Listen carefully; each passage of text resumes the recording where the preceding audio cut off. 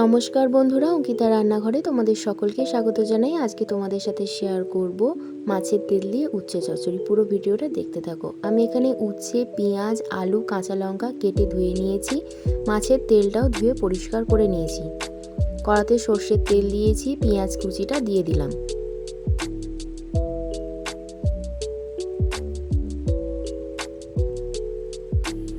এবার উচ্ছে আর আলুটা দিয়ে দেব। একসাথে পেঁয়াজটাও ভাজা হয়ে যাবে।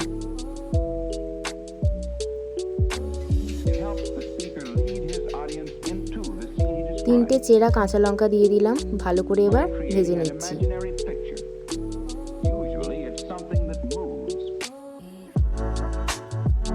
মাছের তেলটা দিয়ে আরও ভালো করে ভেজে নেব। মাছের তেলটা দেওয়ার পর লঙ্কা গুঁড়ো, হলুদ গুঁড়ো, লবণ দিয়ে আমি ভালো করে ভাজা ভাজা করে নেব।